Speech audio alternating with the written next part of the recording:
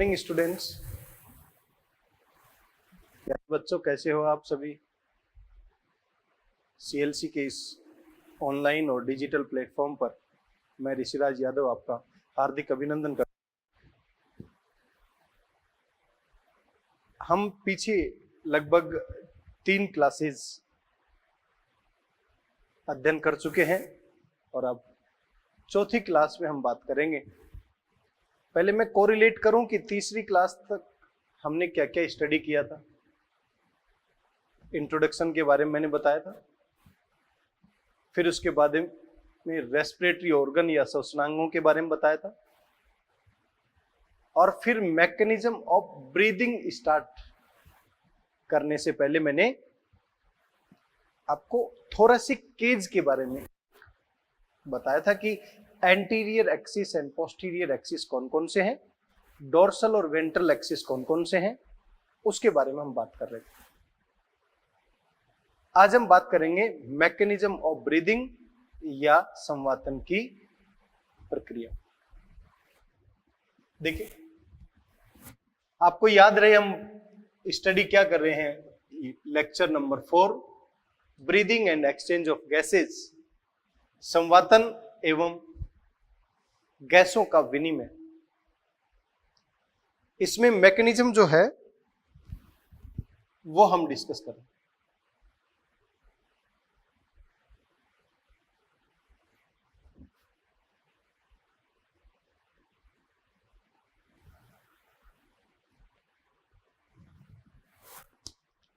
तो सबसे पहले आपको पता होना चाहिए इस ब्रीदिंग मैकेनिज्म या संवातन की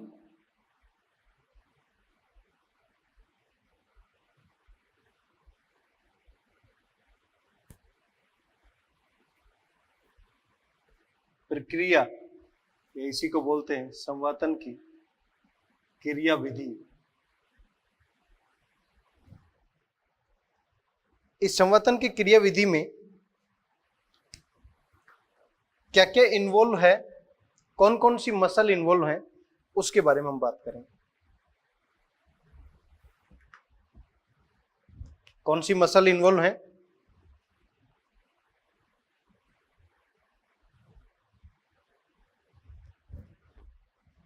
फर्स्ट,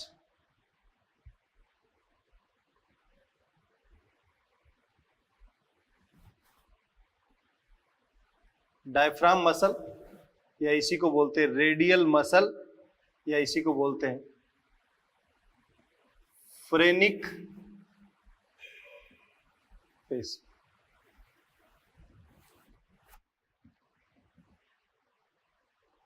दूसरी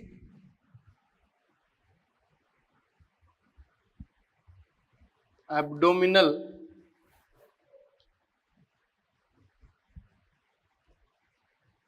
जिसे हम बोल रहे हैं उदरीय पेशी। और तीसरी जो इन्वॉल्व है जिसे बोल रहे हैं इंटर कोस्टल मसल,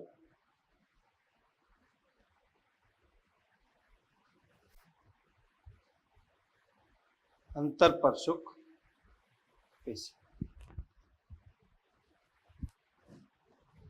देखिए बेटा, ये इंटरकोस्टल मसल रिब्स के बीच में होती है। मीन्स जो 2 पसलियां हैं उन पसलियों के बीच में इसकी लोकेशन होगी। और इसे भी आगे 2 पार्ट में क्लासिफाई कर रखा है। एक एक्सटर्नल इंटरकोस्टल मसल और दूसरी इंटरनल इंटरकोस्टल। तो आपको याद रहे कि कौन कौन सी ब्रीथिंग मैकेनिज्म में मसल इन्वॉल्व हैं, उसके लिए मैंने ये टेबुलर फॉर्म में आपको बताया कि डायफ्राम मसल भी इन्वॉल्व है, जिसे रेडियल मसल या फ्रेनिक पेशी भी कहा जाता है, एब्डोमिनल मसल या उदरीय पेशी, इंटरकोस्टल मसल्स जो रिब्स के बीच में होगी, जिसे अंतरापरशुक पेशी बोलते हैं। ये दो प्रकार की होती है, एक एक्सटर्नल इंटरकोस्टल मसल और दूसरी इंटरनल इंटरकोस्टल मसल। इन दोनों में क्या डिफरेंस है, एक्सटर्नल इंटरकोस्टल और इंटरनल इंटरकोस्टल, ये भी समझना जरूरी है।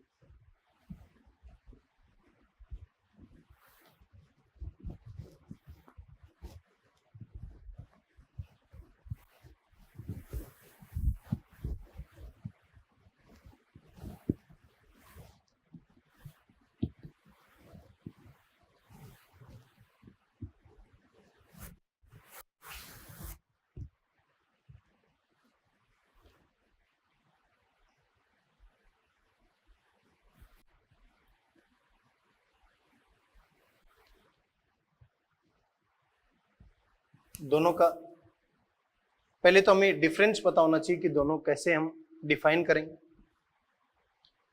हमारे पास में ये एक अपर रिब है और हमारे पास में ये एक लोअर रिब है। इन दोनों के बीच में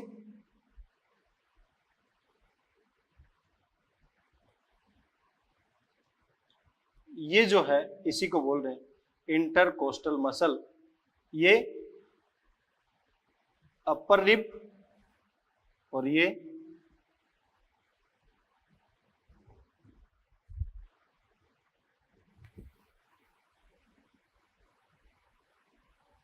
ऊपरी पसली और ये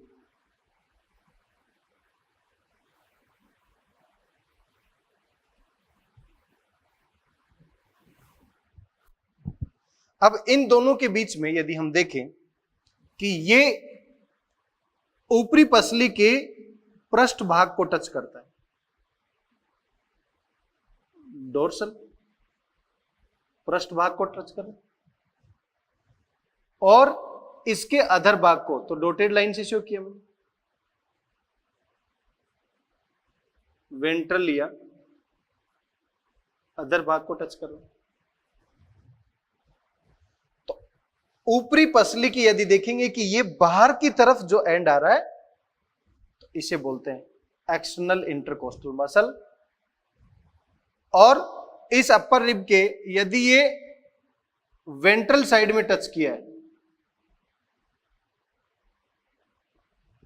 अदर साइड, और ये डोर्सल साइड में, तो ये वाला एंड इसके नीचे की तरफ गया, अंदर की तरफ गया, इसीलिए इसको क्या बोलेंगे, इंटरनल इंटरकोस्टल मसल। बाह्य अंतरापरशुक पेशी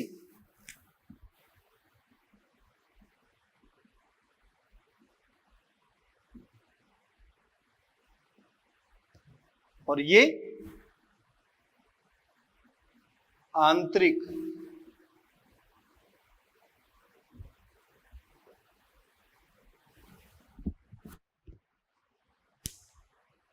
तो आप सभी को क्लियर हुआ होगा कि यदि ये इसका एंड डोर्सल साइड में टच करता है वेंट्रल में यहां पर, तो हम बोलेंगे इसको एक्सटर्नल इंटरकोस्टल मसल। और ये इसके वेंट्रल साइड में और ये इसके डोर्सल साइड में टच करता है, तो इसे क्या बोलते हैं। क्लियर है सभी को यहां तक?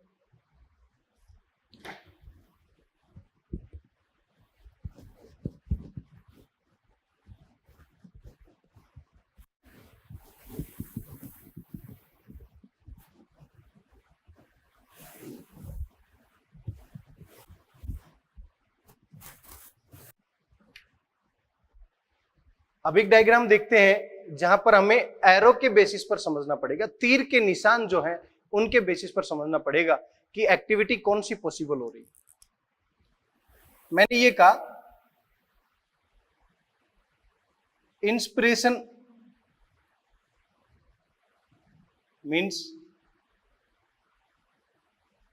अंतःश्वसन, मैंने ये कहा एक्सपिरेशन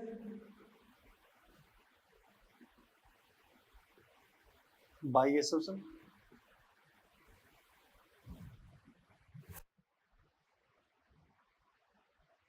हमारे केस में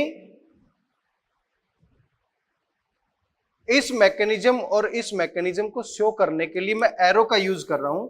तो फॉर एग्जांपल मेरे पास में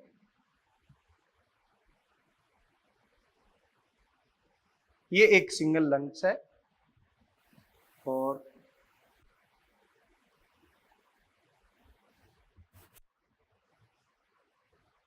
तो यहां पर यदि आपको इस तरीके से एरो दिखाया गया है, यहां पर इस तरीके से एरो दिखाया गया है, तो समझने के लिए इजी तरीके से मैं बता रहा हूं। एरो नीचे की तरफ दिखाया गया है तो यहां पर एयर को नीचे की तरफ लेकर जाना है। इसका मतलब एयर क्या कर रही है, एरो यदि ऐसा दिखाया गया है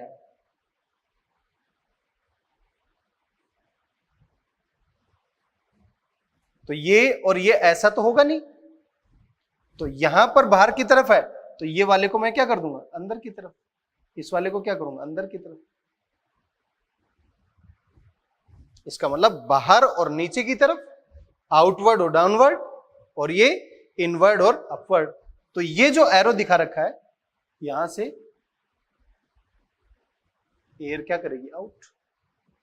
तो हमारे लंग्स से एटमॉस्फेयर में एयर जाए एक्सपिरेशन, और एटमॉस्फेयर से लंग्स में एयर आए इंस्पिरेशन या अंतःश्वसन। तो एरो के बेसिस पर भी आपको पता होना चाहिए।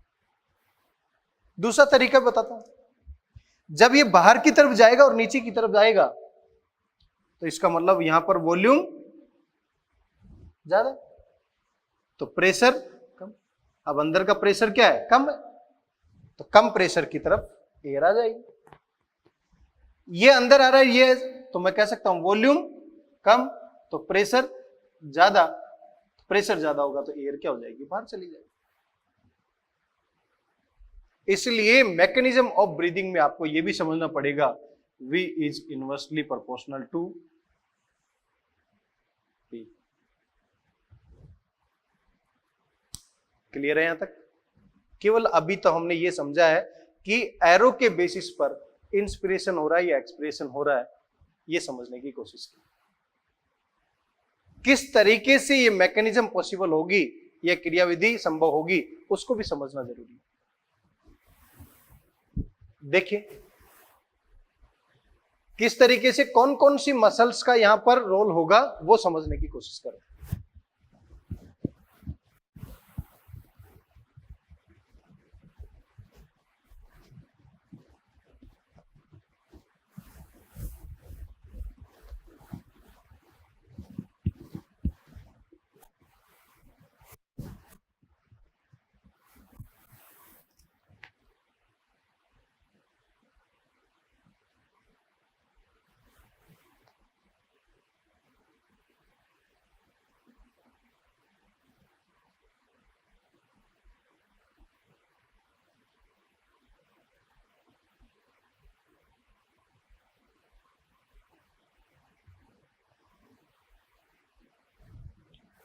सामान्य अंतःश्वसन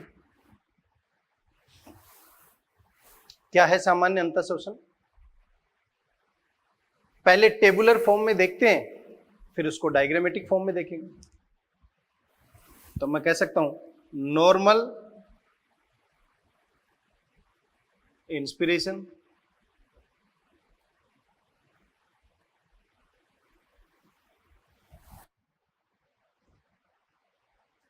इस नॉर्मल इंस्पिरेशन का क्या रूट होना चाहिए? नॉर्मल इंस्पिरेशन का रूट होना चाहिए सबसे पहले air, external nostril.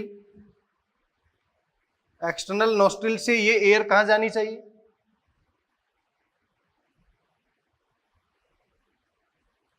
Nasal chamber में। नेजल चैम्बर से नेजो फेरिंग्स, नेजो फेरिंग्स से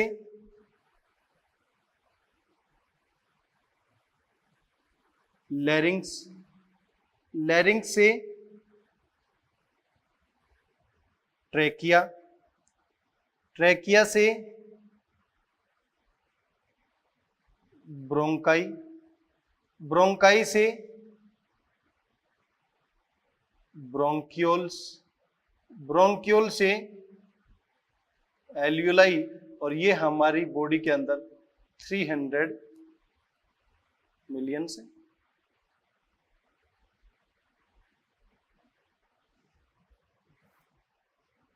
ये हमारे पास मेन रूट है कि कहां से एयर, भाई ये नासा छिदर से, नासा कोस्ट में, नेजोफेरिंग्स में, लैरिंग्स, फिर ट्रैकिया श्वास नली से होता हुआ ब्रोंकाई, ब्रोंक्यूल और फिर एल्यूलाई, उस कोपिका तक एयर जानी चाहिए। ये तो मेन रूट है। इस मेन रूट में ये एक्सटर्नल एटमॉस्फेयर से एयर को यहां तक लेकर जाना है, तो इसका मतलब हमारे को अंदर एक वॉल्यूम क्रिएट करना पड़ेगा। वो जो वॉल्यूम क्रिएट करना पड़ेगा, उस वॉल्यूम के अंदर हमें प्रेशर को रेस्पेक्टिवली कम करना पड़ेगा। जितना ज्यादा वॉल्यूम बढ़ेगा प्रेशर कम हो जाएगा, और एटमॉस्फेयर प्रेशर ज्यादा, अंदर का प्रेशर कम।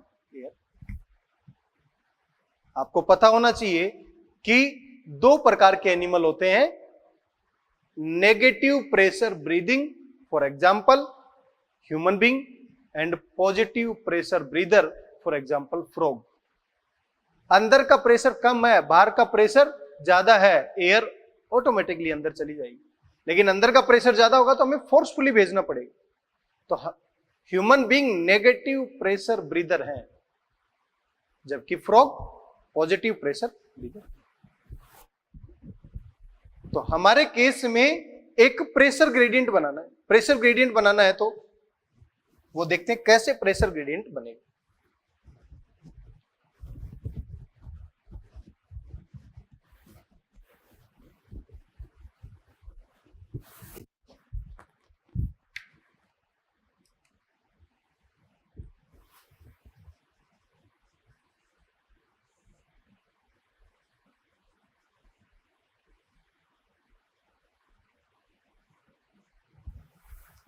कौन कौन सी पेशियां यहां पर इन्वॉल्व हैं? यहां पर 2 अलग अलग पेशी हैं जिसे हम बोल रहे हैं EICM प्लस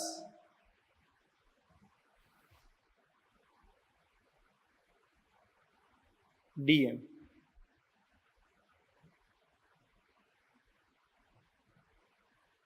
तनुपट पेशी, बाह्य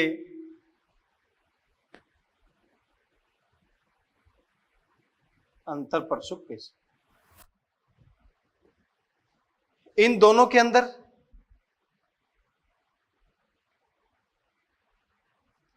हमें क्या करवाना पड़ेगा? कॉन्ट्रैक्शन।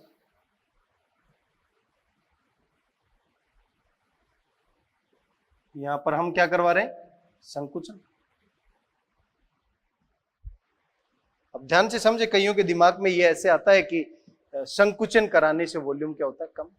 नहीं, जिस तरीके से गर्ल्स जो हेयर क्लेचर लगाती हैं, उस क्लेचर को हम एक साइड से दबाते हैं तो दूसरी साइड से ओपन होता है।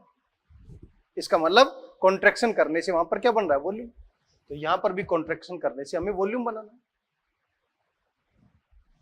तो EICM और DM में कॉन्ट्रैक्शन कराएं तो ये जो DM है, डायफ्राम मसल है, फ्रेनिक मसल है या रेडियल मसल है, ये हमारे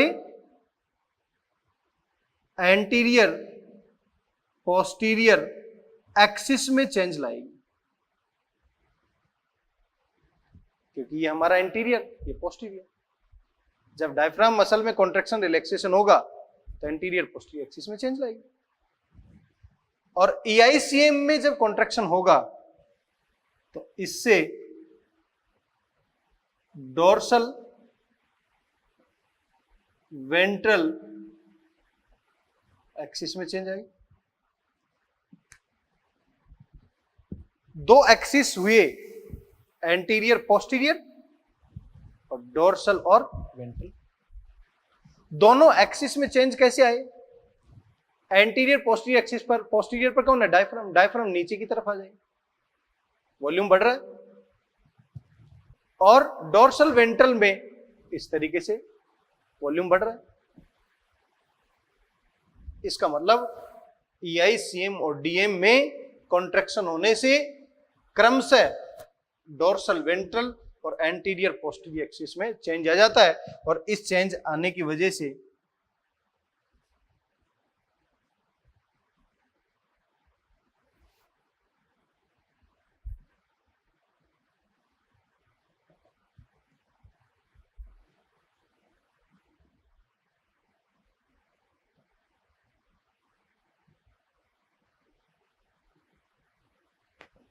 विकसीय गुहा का आयतन या थोरेसिक कैविटी का वॉल्यूम बढ़ जाएगा। और आपको पता है सिमिलरली थोरेसिक कैविटी वॉल्यूम बढ़ा है तो पल्मोनरी या फुफ्फुसीय आयतन या पल्मोनरी वॉल्यूम भी क्या हो जाएगा? बढ़ जाएगा। थोरेसिक कैविटी वॉल्यूम बढ़ गया और पल्मोनरी वॉल्यूम बढ़ गया, और ये वॉल्यूम यदि बढ़ गया तो मैं ये भी तो कह सकता हूं कि पल्मोनरी प्रेशर,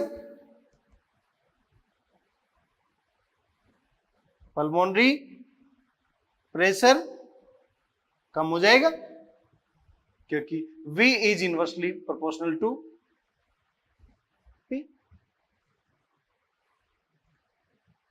अब जरा याद करें, मैंने आपको बताया जब हमारे अंदर का लंग्स का प्रेशर कम हो गया है और एटमॉस्फेरिक प्रेशर ज्यादा है, तो ज्यादा प्रेशर से ग्रेडियंट के अकॉर्डिंग, प्रवणता के अकॉर्डिंग कम प्रेशर की तरफ एयर आ जाएगी। तो मैं कह सकता हूं एटमॉस्फेयर से यहां पर प्रेशर की तुलना में लंग्स का प्रेशर क्या हो गया है? कम हो गया है, तो ये एयर नॉर्मल इन हो जाएगी। इसी को बोलते हैं नॉर्मल इंस्पिरेशन या सामान्य अंतःश्वसन। तो एक एक पॉइंट दोबारा मैं एक्सप्लेन कर रहा हूं, ध्यान से समझे। जब हमें नॉर्मल इंस्पिरेशन कराना है, कौन सी मसल को इन्वॉल्व कराना पड़ेगा? दो मसल, डायफ्राम मसल और एक्सटर्नल इंटरकोस्टल मसल। जैसे ही मैंने डायफ्राम मसल में कॉन्ट्रैक्शन करवाया तो एंटीरियर पोस्टीरियर एक्सिस में चेंज आया और थोरेसिक कैविटी वॉल्यूम बढ़ गया, पल्मोनरी वॉल्यूम भी बढ़ गया, और जैसे ये वॉल्यूम बढ़ेगा तो पल्मोनरी प्रेशर कम हो गया। कम प्रेशर होने से बाहर का प्रेशर ज्यादा था, एयर अंदर आ गई। दूसरा पॉइंट, ईआईसीएम में कॉन्ट्रैक्शन करवाने से हमारे पास कौन सा चेंज हुआ? डोर्सल में चेंज हुआ। यहां पर भी थोरेसिक कैविटी बढ़ गया, पल्मोनरी वॉल्यूम बढ़ गया, पल्मोनरी प्रेशर क्या हो गया? कम हो गया। तो ऐसे में जब प्रेशर कम होगा तो बाहर का प्रेशर ज्यादा, अंदर का प्रेशर कम है, ऑटोमेटिकली एयर इन होगी। अब हम इसे डायग्रामेटिक देखते हैं कि डायग्राम में किस तरीके से चेंजेस आएंगे।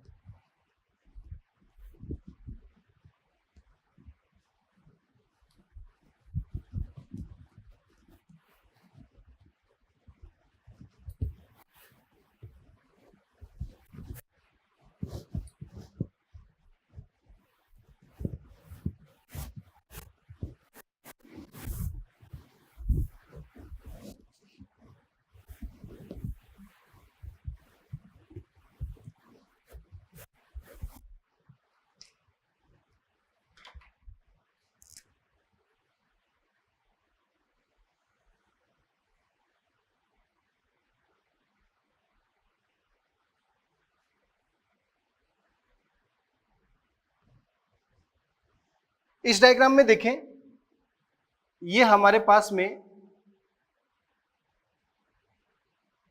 डायफ्राम,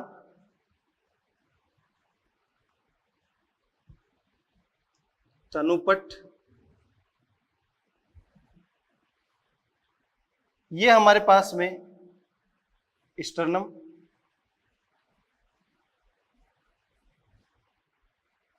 ये हमारे पास में वर्टिब्रल कॉलम, कशेरुकदंड, और स्टर्नम को बोलते हैं उरोस्थी। ये हमारे पास नेक एंड क्लेविकल रीजन, और ये हमारे पास में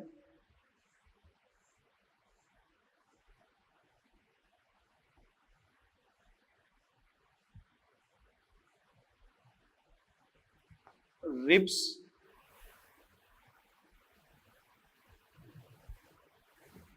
पसलियां। अभी मैंने आपको कहा कि नॉर्मल इंस्पिरेशन में कौन सी मसल में संकुचन हो?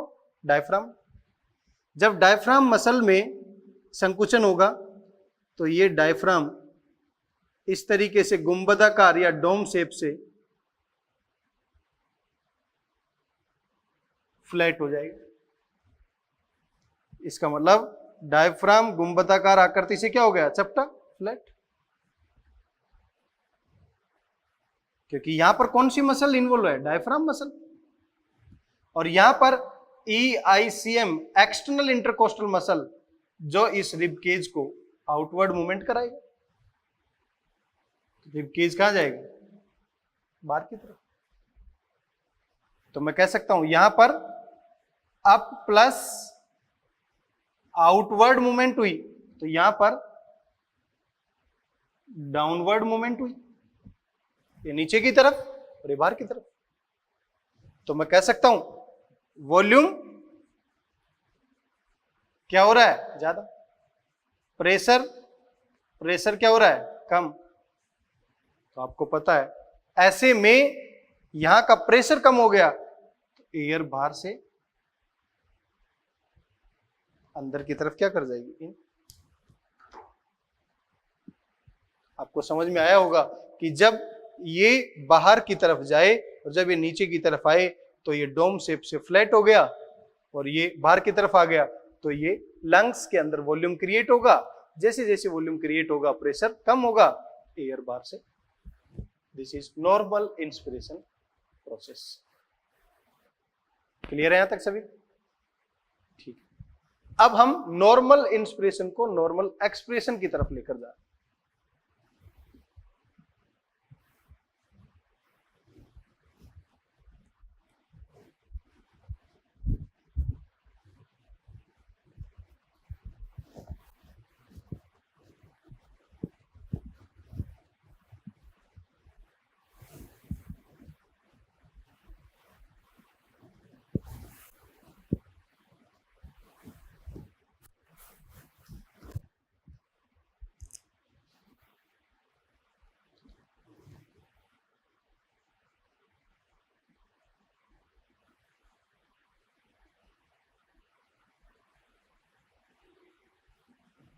सामान्य बाह्य श्वसन।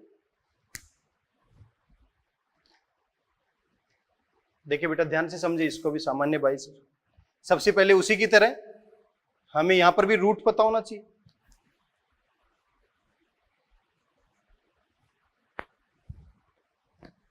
बाह्य श्वसन है तो उसी नॉर्मल इंस्पिरेशन पाथवे को अपोजिट कर दें। एल्यूलाई, कूपिका, यहां से एयर कहां पर आएगी? ब्रोंक्यूल्स, ब्रोंक्यूल से ब्रोंकाई, ब्रोंकाई से ट्रैकिया, ट्रैकिया से लैरिंग्स, लैरिंग्स से नेजो फेरिंग्स, नेजोफेरिंग्स से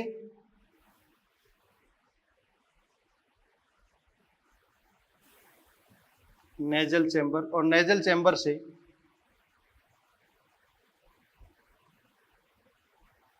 एक्सटर्नल नॉस्ट्रिल से एटमॉस्फेयर। हमें नॉर्मल इंस्पिरेशन वाले पाथवे को जस्ट अपोजिट कर दिया। एल्यूलाई में जो है, जो कार्बन डाइऑक्साइड ज्यादा बनी है उसको ब्रोंक्यूल से ब्रोंकाई, ट्रेकिया, लैरिंग्स और इस तरीके से एटमॉस्फेयर में ले जाके छोड़।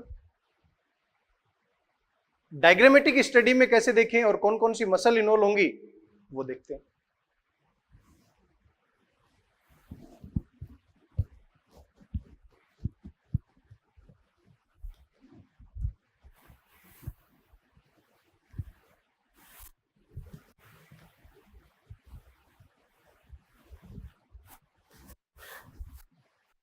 देखिए बेटा, समझने को आसान बनाने के लिए मैंने केवल उसी चीज को रिवर्स करना है, बस जो हमने नॉर्मल इंस्पिरेशन पढ़ा है उसको रिवर्स कर देते हैं।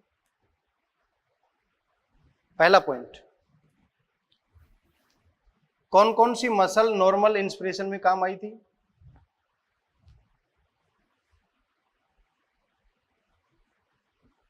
Diaphragm muscle,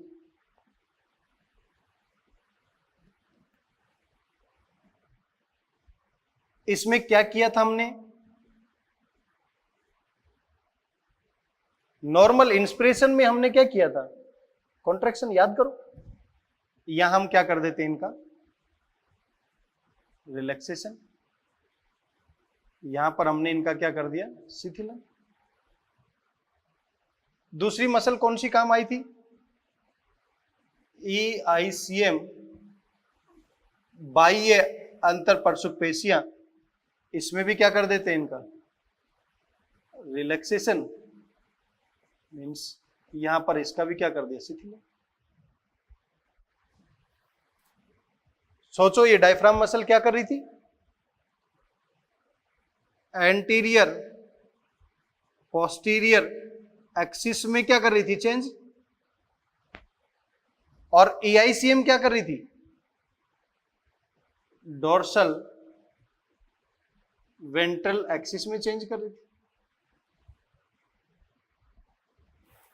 diaphragm muscle anterior posterior axis में चेंज,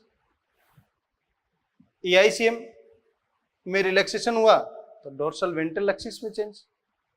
और ये चेंज इनमें जब रिलैक्सेशन होगा तो यहां पर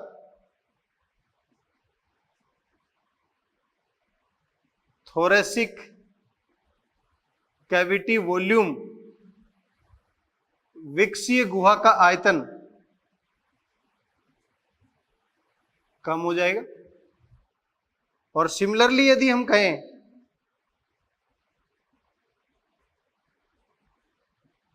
पल्मोनरी कैविटी वॉल्यूम, ये भी क्या हो जाएगा? कम। तो हम कह सकते हैं पल्मोनरी प्रेशर या फुफ्फुसीय दाब बढ़ जाएगा। विकसीय गुहा का आयतन कम हुआ तो फुफ्फुसीय गुहा का आयतन भी कम हो गया, तो उसी रेस्पेक्ट में पल्मोनरी प्रेशर क्या हो गया? ज्यादा। यहां पर भी सिमिलरली मैं कह सकता हूं कि थोरेसिक कैविटी या विकसीय गुहा का आयतन क्या हो जाएगा? कम। और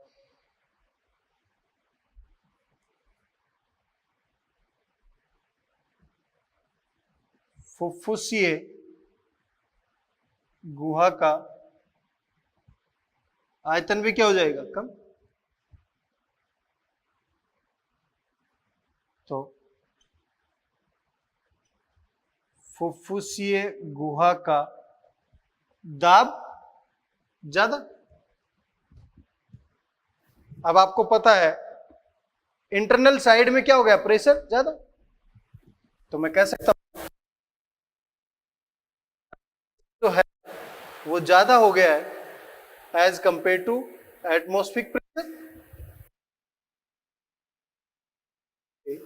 नॉर्मल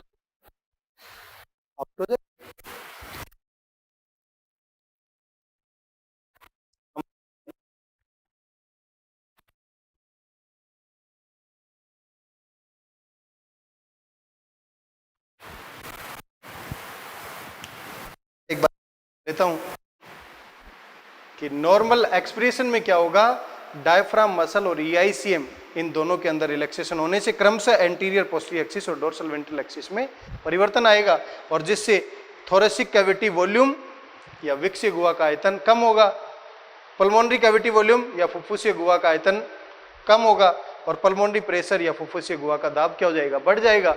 दाब बढ़ जाएगा तो ज्यादा प्रेशर हो गया, इसके कंपैरिजन में एयर नॉर्मल तरीके से सामान्य बाह्य शोषण। जैसे हमने नॉर्मल इंस्पिरेशन किया, जस्ट उसका अपोजिट कर दिया, तो डायग्राम में भी देखो क्या क्या चेंजेस आएंगे, वो देखते हैं।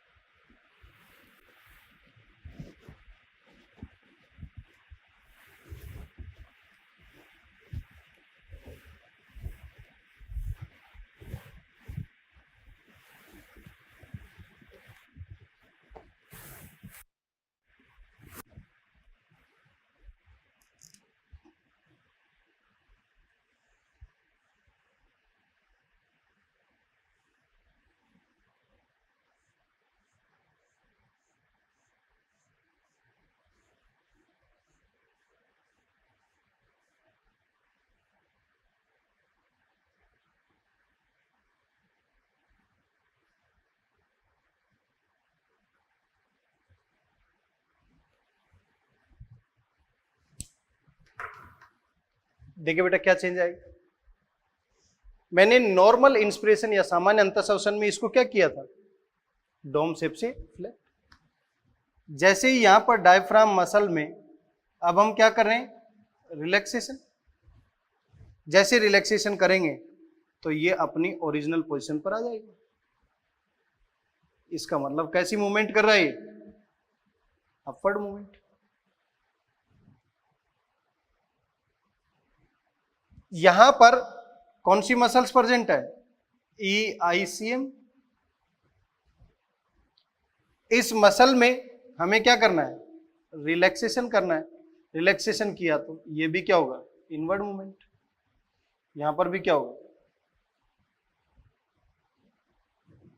तो इस जगह ईआईसीएम में रिलैक्सेशन होने से इनवर्ड हुआ, यहां डायफ्राम मसल में ये फ्लैट से वापस डोम शेप हो गया।